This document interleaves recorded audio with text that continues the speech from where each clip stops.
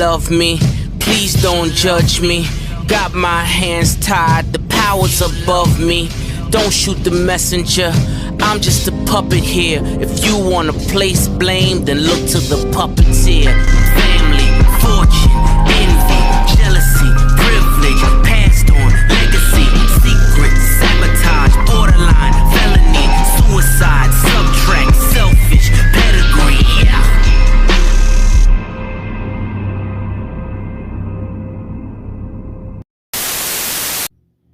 Man, what a night. Just like, that race may have taken goddamn forever to get in, but I think the end result was pretty much worth it for all the HMS fans that stayed up all the way there. Even embracing some law and order in there, it was still worth it. So yeah, what a night in Nashville in the Music City. Taking home another guitar. But before we talk about what happened at Nashville today, we need to take a look at the other races that happened this weekend. So first race we have here is the Truck Series race that happened at Nashville. So the Truck Series race, there were a lot of comers and goers.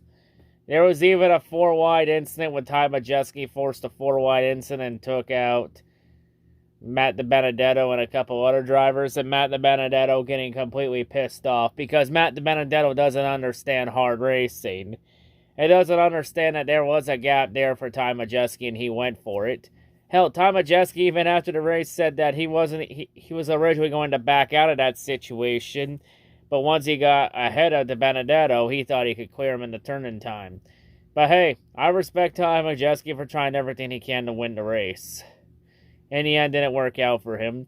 See, Matt DiBenedetto, keep getting mad. Just know that there's a reason why you're in the Truck Series. Like, let me just say something to all the Matt DiBenedetto fans. Ty Majeski did nothing wrong. But in the end, despite all the best efforts, including the best efforts from Shane Smith, who was the class to field this race, it wasn't enough to stop Ryan Preece from taking the lead late. And then Ryan Preece, he would hold off both Shane Smith and Carson Hocevar in the closing laps. And Ryan Preece gets his second career Truck Series win nearly 1 year after Preece got his first career Truck Series win at the same track. So yeah, so far for Ryan Preece, he's 2 for 2 at Nashville in Truck Series. So yeah, congrats to Preece on that one. I mean, no excuses. Ryan Preece won that race fair and square. The one thing I was surprised about in the post-race was that Ryan Preece didn't have water bottles thrown at his truck by the salty Carson Hocevar fans since a lot of the Hocevar fans got salty and threw water bottles at Nemechek's truck after Nemechek beat Hocevar at Darlington. And by the way, Nemechek won that race fair and square. Get over it, Hocevar fans. So yeah, not saying all Hocevar fans are bad. I'm just pointing out that there are quite a few share of sore losers in that fan base. And oh, by the way, Hocevar fans, you can't even blame Black Flags Matter this week because Black Flags Matter didn't even tweet about Carson Hocevar during the race this week. I mean, this week, Friday night, more specifically. And Hocevar still lost the race regardless. So yeah, even with Darian not mentioning him during the race, Hocevar still couldn't win regardless. So hey, I guess the more things change, the more they stay the same. Don't worry, Hocevar, someday you'll get that win in trucks. Someday. Or maybe, just maybe, you'll end up getting a cup ride one day with Nice Motorsports, since Nice Motorsports is talking about jumping to the Cup Series next year. And the rumored driver for that potential ride is Carson Hocevar. Because they said, fuck Xfinity. Xfinity's a goddamn cesspool. They want to go with the jump into the deep end with the big fish. So yeah, whether Nice can get a charter or not, that's yet to be seen. But that's something to keep an eye on for NASCAR silly season for sure. Will Hocevar be in Cup in 2023? To be perfectly honest, Hocevar should be in Xfinity before he goes to Cup. I think if Hocevar goes to Cup, it will be way too much. He will be rushed up way too quickly. And also, the Truck Series is now heading down to the final 2 races of the regular season. So yeah, the Truck Series chase is starting to tighten up. But don't worry, we're going to go over the points at the end of this video. So the next race we're going to talk about here, it's time to all rise in the Penny Series for the inaugural Penny Series race at Eastbound Speedway up in Avondale, Newfoundland. Never mind, that race got postponed due to rain. Because, oh shit, I got the wrong script for this race. Foolish me. Don't worry, we're going to come back to this Penny Series race later on in the video. Let me just go get the right script later on in the video and we'll come right back to this. So now we move on to the Xfinity race, and yes, before anybody says anything in the comments, yes, I am very aware though I got the wrong Xfinity logo and that the logo was purple instead of red. I do recognize that. I will have the appropriate logo for next week's race. So before anybody points it out in the comments, I know. Don't need to. So now since I took that job away from everybody, let's talk about the Xfinity race. So this Xfinity race, it was okay. There were a few comers and goers, but mainly the class of this field was Justin Allgaier. Allgaier put on a clinic in this Xfinity race. He dominated the entire race from start to finish. Allgaier cruised easily to the win at Nashville. So yeah, Justin Allgaier gets that win. We also, the only interesting that really truly happened in this race was Sam Mayer dumping Ty Gibbs nearly midway through the race. And then in a strange turn of events, once Sam Mayer turned Ty Gibbs, Mayer then went and strained Ty Gibbs out and helped save Ty Gibbs from spinning out. So yeah, not only did Sam Mayer dump him, he also helped him save the car and prevent it from getting future damage. Man, what a true and noble gentleman Sam Mayer is. Not only does he get his revenge on Ty Gibbs, he also helps him save the car.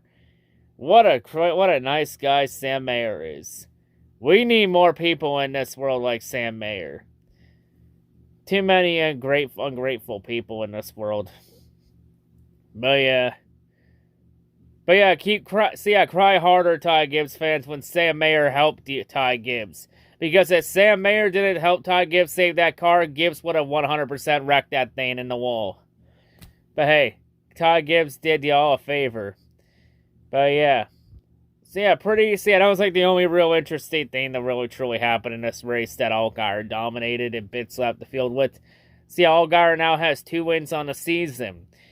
And, well, there's not really much to talk about in Xfinity Chase. There's like 11 races left till the Xfinity Chase begins. Their cutoff isn't until after Bristol in September. But yeah, still, some good times indeed. So now we move on to the modifieds race down at Riverhead's Raceway. So throughout much of this race was mainly between Timmy Solomito and Kyle Soper. Even though in the late running of the race with around 50 to go, Justin Bonsignor would get the lead late.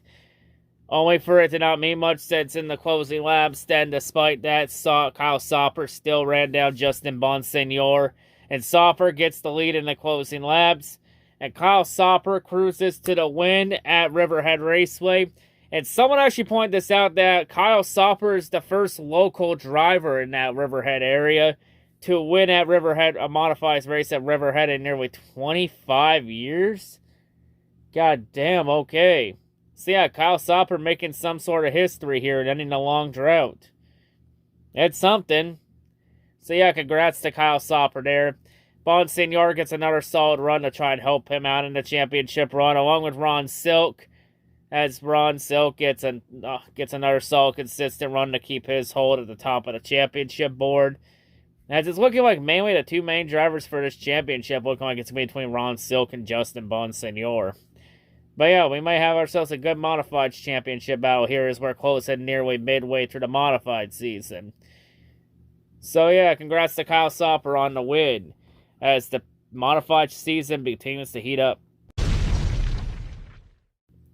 So next up, we got the SRX race at South Boston Speedway. So the first part of this race was mainly dominated by Helio Castroneves. Even though Paul Tracy did get the lead in the second heat, it wouldn't last too much longer, since then late in the heat 2, Helio would then dump Paul Tracy from the lead, and that would get Paul Tracy mad. So yeah, there we go. Everyone wondering when the weekly Paul Tracy SRX fun caution is? There it is right there. There's your fun caution. Yep. There are 4 guarantees in life. Death, taxes, access to free porn, and Paul Tracy bringing out the caution in an SRX race. And of course, Helio won again. And then in a weird turn of events, during the 10-minute break between the heats and the main event, we would have a bit of a yelling match between Tony Stewart and Ernie Francis Jr. over some contact on the track involving that Helio Castroneves incident. Paul Tracy Helio Castroneves incident there. When everyone was forced to check up, and then Ernie Francis Jr. came down on Tony Stewart and didn't know Tony was there. And then Tony in the interview saying that Ernie Francis was a good kid, but he should not be doing, and he's way too talented to be doing stupid shit like that. Yep, in tonight's edition of Shit Tony Stewart Says. But then a few minutes later, they made up for it and had some good laughs. Even Tony giving Ernie Francis a little love rub on the chest. So that was one of the weirdest yelling matches here. I guess Tony Stewart mainly did that to say, fuck it, we need some ratings in my series. Get some people to watch. Because you gotta get asses and you gotta get some asses in seats somehow. So yeah. And then we get the stage 2 to the main event when Paul Tracy would then get taken out by Ryan Hunter-Reay. And later on, Hunter-Reay. And then SRX, actually before we talk about what else with Hunter-Reay, the SRX then threw a massive diss at Paul Tracy, pointing out that Tracy was involved in 15 cautions last year in the SRX series, and then at South Boston, he was involved in 2 of them. Come on, man. Good God, SRX. I know he's a fucking caution. He's a fun caution clock, but bro, CBS and SRX, you didn't have to do Paul Tracy that dirty. That man has a family, damn it. But I guess SRX said fuck his family and fuck his kids. And then later on, Hunter-Reay would then get into Michael Waltrip, and then we had pissed off Michael Waltrip. Wow. Not often you see Michael Waltrip get that pissed off. But in the end, the race would end up being a duel for the win between Tony Stewart and Greg Biffle. But despite Biffle's best efforts, he still could not find a way around Tony Stewart. And Tony Stewart gets the win at South Boston Speedway, holding off the Biff. So sadly, there will be no getting stiff for the Biff tonight. Damn. So yeah, despite Tony Stewart getting in that yelling match with Ernie Francis Jr., Tony still won the race anyway. Hey, like I said, Tony's just probably decided, fuck it, it makes for a good show, why not? But yeah, Tony Stewart gets the win as the reigning SRX champion is looking to make another solid run to defend his championship from last year. So yeah, and of course SRX next week will be at Stafford Speedway up in Connecticut, where the inaugural race took place a year ago. So yeah, SRX is going back to Stafford next week. So next up, we have the ARCA race that took place at Elko Speedway up in Elko, Minnesota. So throughout much of this race was mainly a battle between Sammy Smith and Jesse Love. But Sammy Smith just had a way fast car. Like, it was very close between those two the first part of this race. But then the second half of the race happened and Sammy Smith would pull away and dominate the remaining part of the race. So yeah, Sammy Smith then goes on and he cruises to another win in the ARCA series. So yeah, after Sammy Smith got his first ARCA win last week, taking advantage of a bad situation with Daniel Dye, Sammy Smith goes out and dominates the next week. So yeah, Sammy Smith has now won back-to-back ARCA races. So yeah, I imagine next year Sammy Smith's more likely going to be in the main ARCA series next year instead of being in ARCA East, since he's still running for the ARCA East Championship. So yeah, Sammy Smith has another solid run, but that championship continues to stay tight between Raja Karut, Daniel Dye, and Nick Sanchez. Like, Daniel Dye was the only one that had a solid run since Sanchez and Karut both struggled throughout much of the night. But yeah, Maybe if Daniel Dye can continue to have some solid runs, he can make a run at this championship. We'll have to see.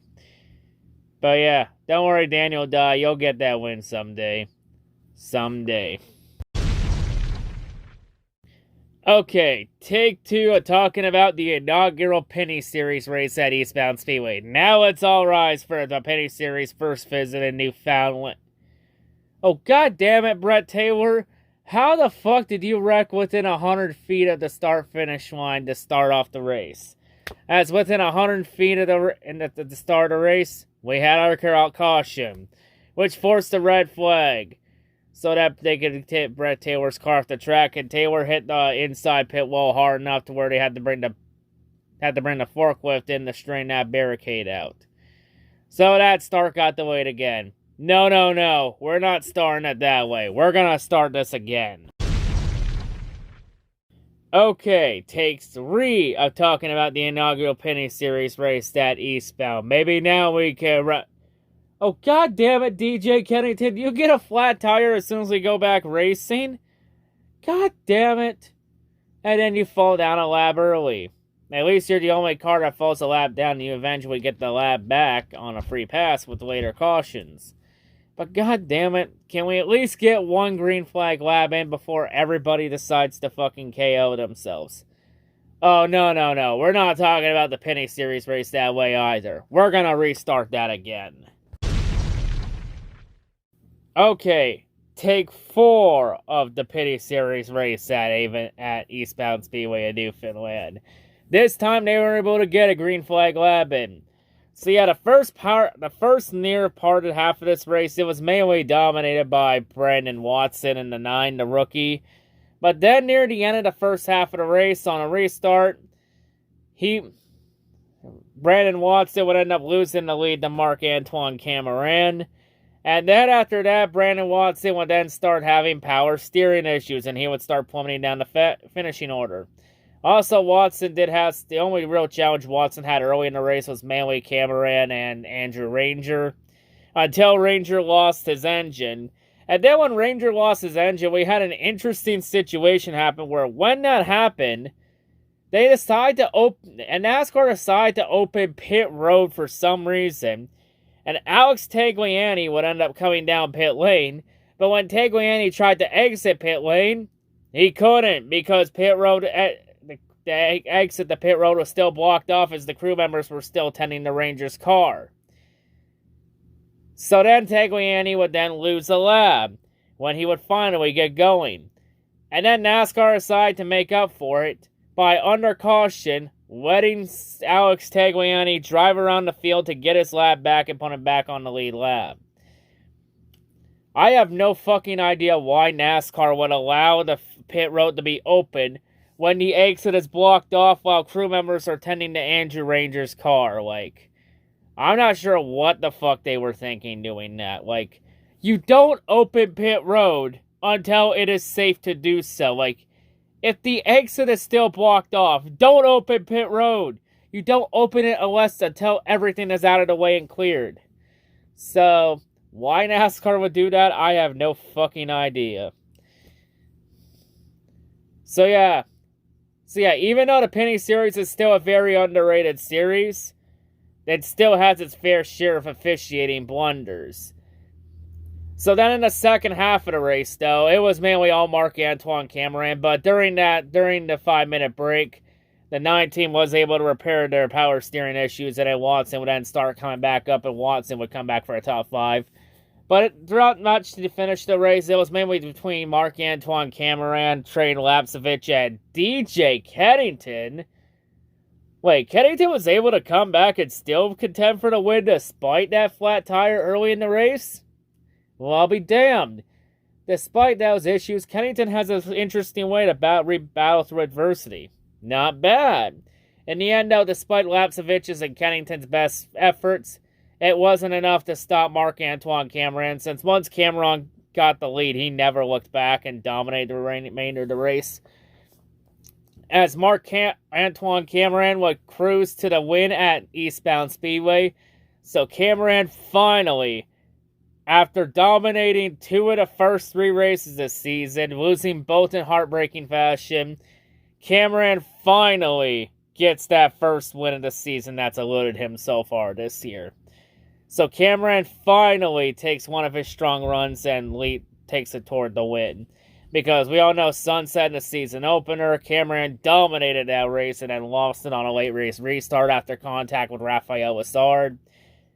And then he would lose it at Chaudière 2 weeks ago off track position. Like, every race so far this year, Cameron's had a fast car. Like, Cameron even had a fast car and dominated the early part of Canadian Tire Motorsports Park. And even if Cameron didn't have the issues he did have, I still feel like he still wouldn't have enough to beat Kevin Lacroix that race. But yeah, Cameron so far this year, he looking like the championship favorite this year. And Cameron even takes the points lead. So yeah, can Marc-Antoine Cameron win that first championship that's eluded him? We shall see. It will be pretty interesting if Cameron wins the title in GM Paillet's first race in the series. Their first season in the series. So yeah, GM Paillet Racing 2 weeks ago, they get their first career win in the Penny Series with Andrew Ranger. And now Cameron gets them their second win. So now GM Paillet have won back-to-back races. Of course, this will be the last time we talk about the Penny Series on this channel for a little bit, since the next Penny Series race is in July on the streets of Toronto. A race I will be in attendance for. And they'll be running in Toronto the same weekend that IndyCar comes to town.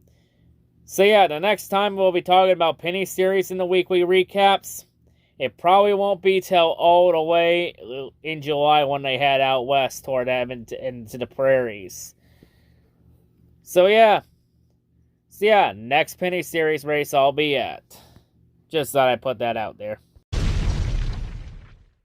Now we get to the Cup Series race at Nashville. And for the Cup Series race this year, it seemed like Nashville solved the traffic issues from a year ago. So yeah, it seems like Nashville learned their lesson, learned some things from last year, and prepare better for this race this year. You know, they still have that stupid-ass cooler ban, but hey, you know, there's a few nitpicks here or there. So yeah, Nashville has improved a bit, but there's still a long way to go to be good, to improve on. Hey, there's always room for improvement at the end of the day. And also at this race, it's the first race where NASCAR is on NBC for the remainder of the season. So yes, we finally get NBC this year.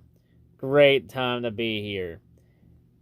Unless you're a Fox Sports apologist. Because, yeah, NRF went on a bit of a tirade. Talking about how NBC's coverage was ass. Even saying that NBC skipped the invocation and national anthem. Interesting. Because on my TV, I got the invocation and national anthem. Maybe he was watching on Peacock or some shit. So yeah, NRF cry harder. Even trying to say how NASCAR fans are biased towards NBC when NBC makes about the same number of blunders as Fox. One, NBC doesn't focus on little kids in the crowd, so let's get that one off there. So, no, NBC actually focuses on midfield battles for position, something that Fox didn't do a lot of this year. Fox's graphics still were kind of better than NBC's because of the whole comic thing. I don't mind that too much. But NBC actually goes in detail to describe everything. They even went in detail to describe how Chris Buescher's right rear wheel later on in the race flew off the car, and showing that there's a red pin that needs to be triggered for the tire to be secure. So it seems like with the whole tire thing falling off, it doesn't seem like it's a car issue now. It seems more like it's a pit crew issue, where the crew members aren't getting the proper, where it's either A, the pit crew members aren't getting enough time or training to do it properly, or B, NASCAR isn't giving the teams the tools they need to make sure that issue doesn't happen. Or C, the pit crew members just flat out suck. Pick your poison at the end of the day. But to be perfectly honest, I think part of these issues could have been avoided if the NASCAR just lets the teams bring in their own pit guns and their own improvements to it, instead of NASCAR supplying the pit guns to every team. Since it seems like the ones NASCAR provides are just cheap China knockoffs. when the crews could bring in their own guns and solve a lot of the issues and improve upon it, because NASCAR has not improved on these guns throughout much of the season. But yeah, NBC actually going into detail to describe what's going on. Fox could never do that. And for anyone saying that Nashville had attendance issues for this race, I disagree. I looked at the crowd, it looked pretty packed to me. Like, saying that Nashville had attendance issues is misleading advertising. Because Nashville was far from that. That place was still packed. But anyway, now, on to the race itself. So this race, the first part of this race, it was mainly the Joe Gibbs show. We would end up with a lightning clock near midway through stage 1, when there was a lightning strike within 8 miles of the track. And before anybody criticizes the lightning clock rule, I did make a community post about it right here. This post right here is why we have the lightning clock in play. Because for this, we have to go all the way back to Pocono 2012.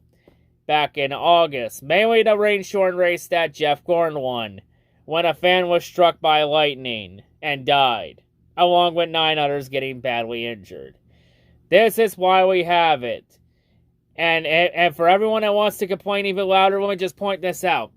Football, baseball, soccer, and in fact, every major outdoor sport that there is has this rule.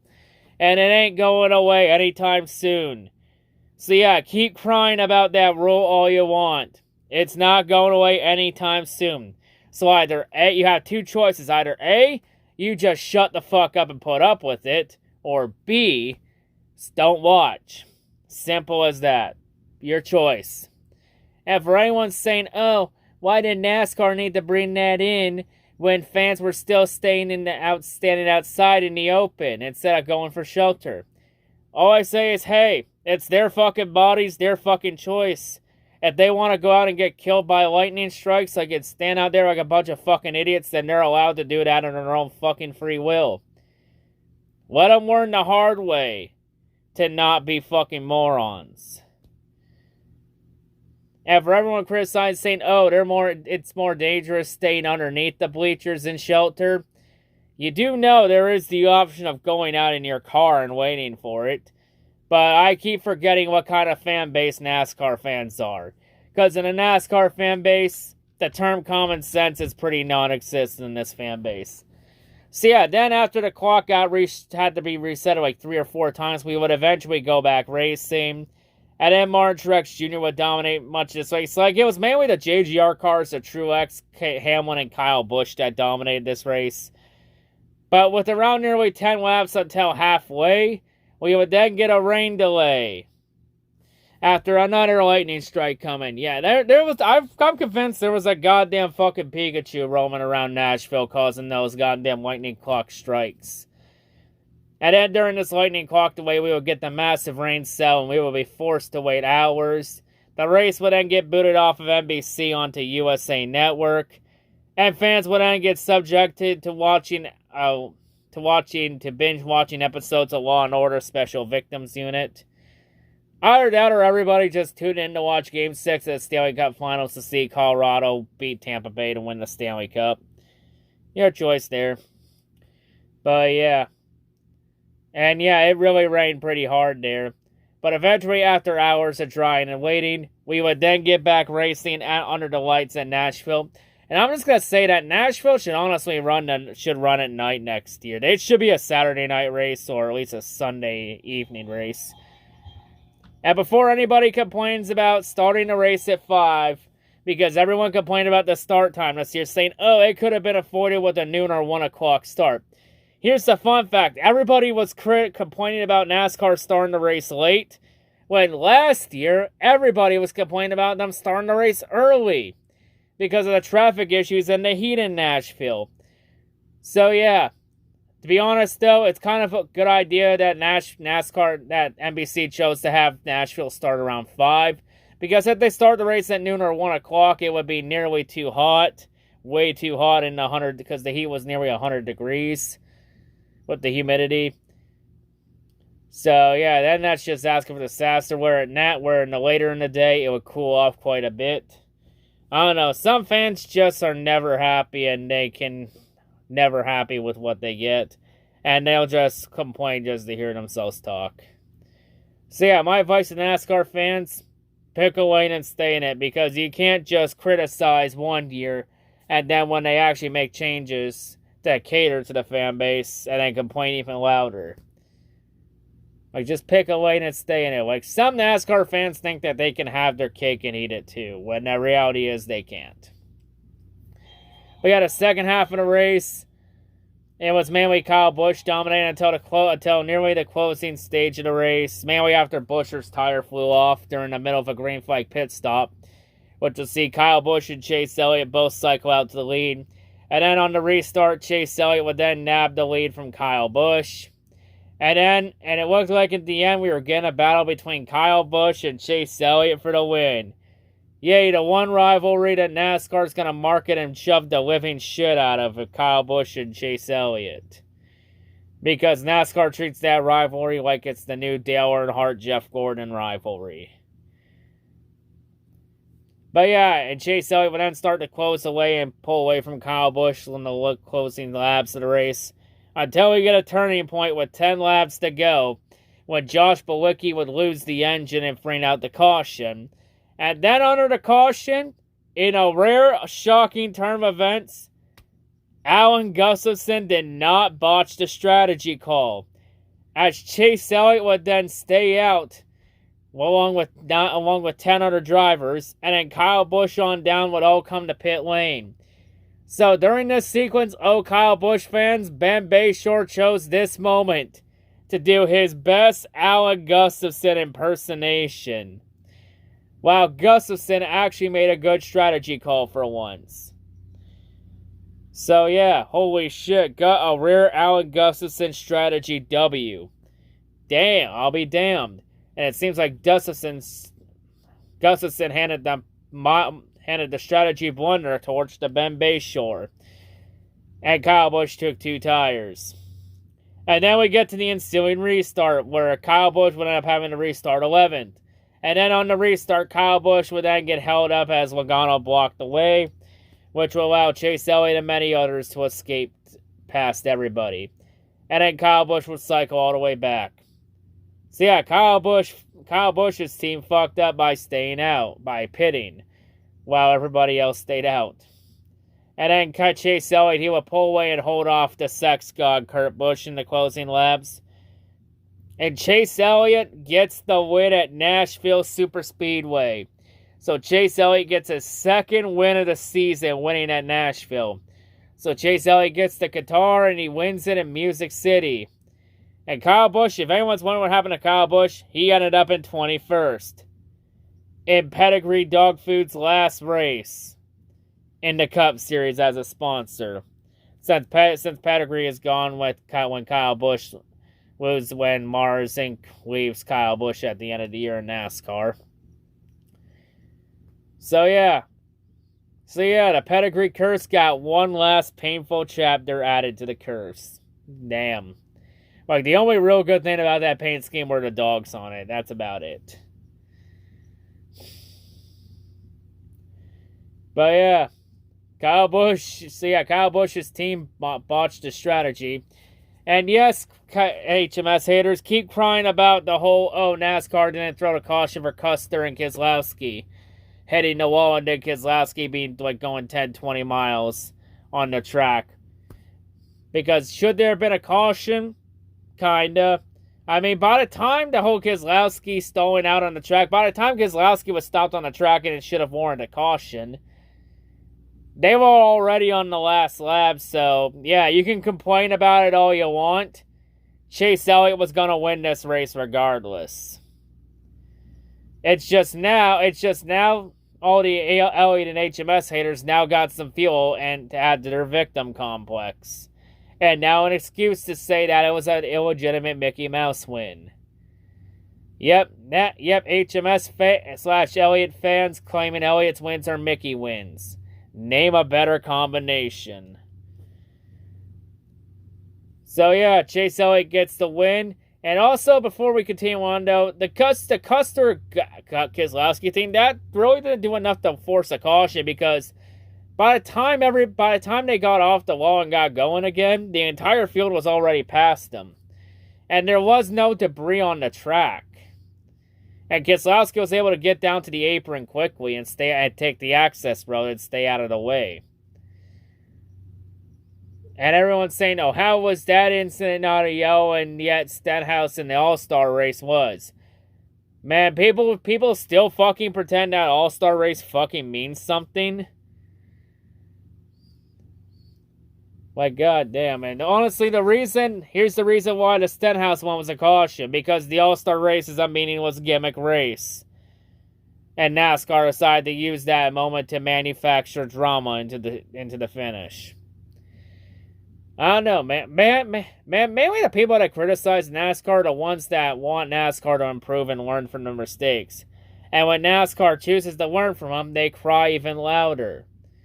Again, you can't have your fucking cake and eat it too. You can't.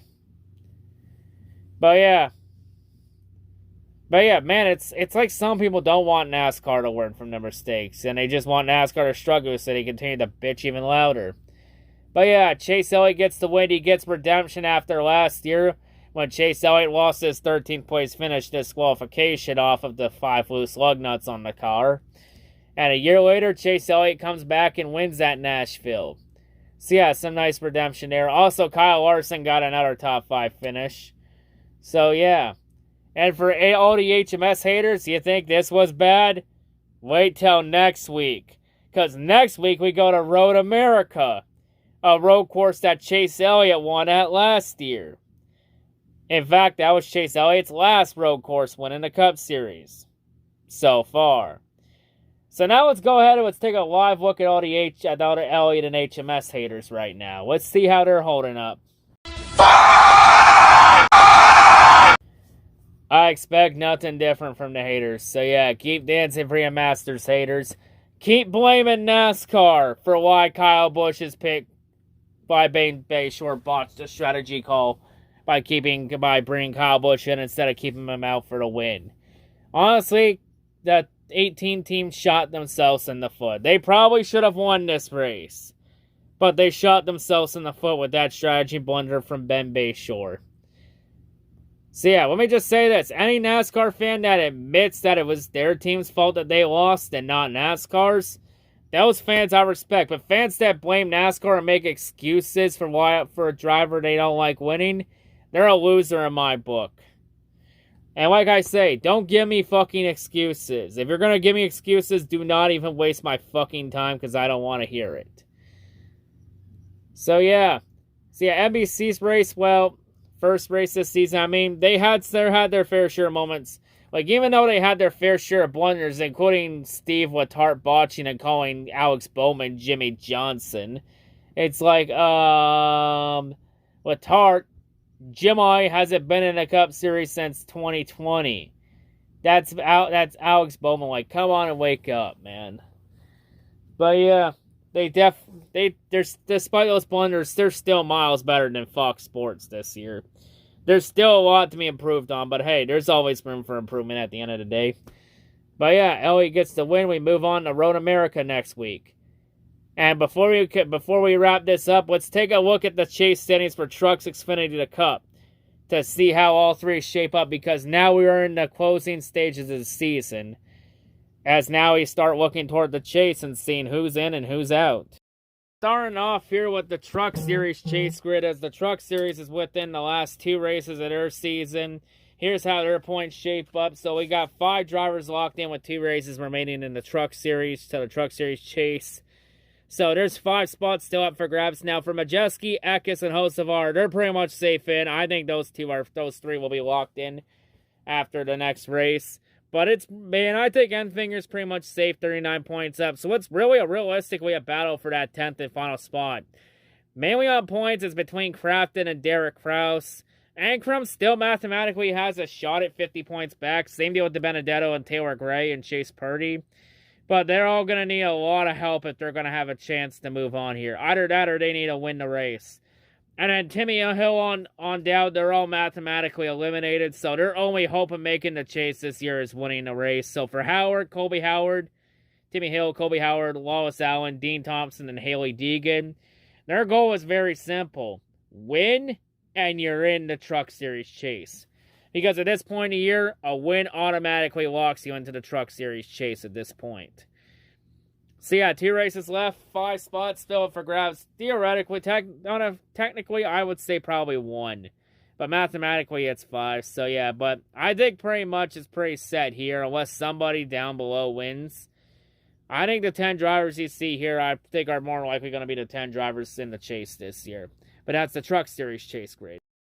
For the Xfinity Series chase grid, the Xfinity chase doesn't start until after Bristol in September. There's still 11 races left in that season. But you can see the points here. 7 drivers locked in on wins. There's still 5-point spots up for grabs. But Sam Mayer, Riley Herbst, and Daniel Hemrick are in really good positions points-wise. Same deal with Landon Castle. And Ryan Sieg has over a race on Alfredo and everybody else, as Sieg is 69 points to the good. Nice. And Alfredo is 69 points out. Nice. And then you got Moffitt, Brandon Brown, and Jeb Byrne pretty much in okay points positions. But for everybody on down, I think more than likely it's going to take a win to lock yourself into the chase. And you got Sheldon Creed, who's continuing to be a massive disappointment this year. And for anybody wondering, a win only works in Xfinity as long as you're a series regular. And as long as you're inside the top 20 in points. So for Barry Curley, Ryan Fargus, Joe Grout Jr., Josh Williams, if they get a win, they're going to have to find a way to get into the top 20 in points. But yeah, that's the Xfinity chase grid for you. Now we move on to the Cup Series chase grid. So with 9 races left until the chase for the Bill France Cup, we got 12 spots locked in, 4 spots still up for grabs. Mainly the only drivers that are pretty good on points right now at this point are in good positions are Ryan Blaney and maybe Martin Truex Jr. Christopher Bell, he just needs to continue having strong runs and he'll be in. And then it really gets interesting from 16th on down, as it's really a 9-point separating between Kevin Harvick and Eric Almirola. And then you got Tyler Reddick and Austin Dillon, 52 and 53 points out, and Eric Jones, 58 points out, respectively. The fact that Tyler Reddick isn't in the chase right now is fucking criminal. And then McDowell is having another solid, trying to continue to have solid runs, as McDowell could make a case for the chase this year. And then Buescher and everybody else, too, that are in some interesting point situations. Like, I think pretty much from, like, Buescher on down, you're probably looking to win to get into the chase. And to be perfectly honest, who knows if points will even mean anything this year. Even if we get because we still have a realistic possibility to have 16 different drivers lock themselves in with a win. Maybe we'll end up with 17 different winners. But yeah, that's the Cup Series chase grid out to Nashville. So yeah, that's the road to the chase for the Bill France Cup continues to heat up.